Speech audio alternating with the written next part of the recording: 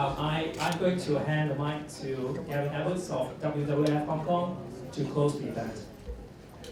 Thanks so much, Simon. Thanks everybody as well. I think it's been quite a journey we've been on today. We started this morning with a very global perspective and then took a lot of learning from Europe as well. And then we were fortunate enough to learn from China, from the godfather of renewable energy in mainland China, and lots of lessons there as well. We touched on a lot of different issues on environment, on reliability, on competition. We've had the perspective of academics, of the private sector, of utilities. We've also talked about how you can donate to WWF, Civic Exchange. And we also learned how primary schools donate their electricity to China Light and Power as well. We're learning today. We covered a lot on costs.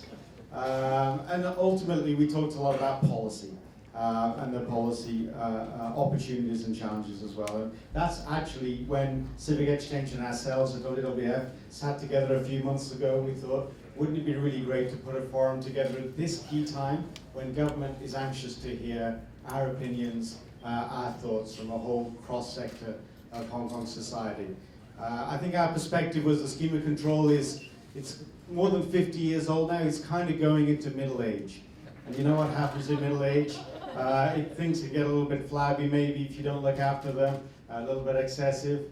They can get maybe a little bit out of touch with what's going on in the world as well.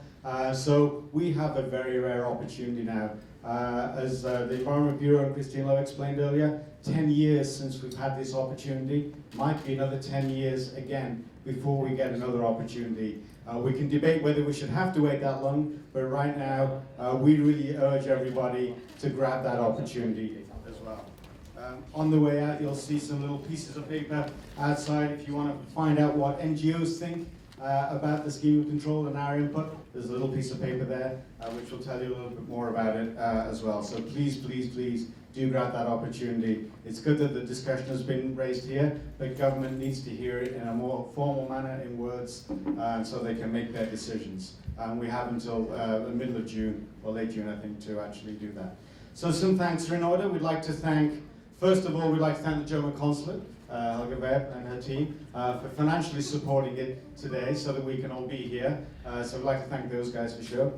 We'd also like to thank many of our speakers, but in particular Mr. Li Feng from flown all the way from mainland, Mr. Oliver Frank, and Dr. Stefan Singer, so guests that have come in from around the world, plus all of our local speakers as well, and the range of opinions that we've seen.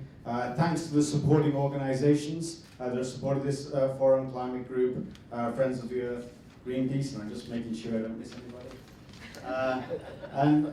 Lastly, there's been a lot of great content today as well. So as long as speakers are okay with it, the PowerPoints that you saw today should be available, and I think there'll be some video available as well on the Civic Exchange website, so you can go back to and refresh our memories on some of the resources there as well.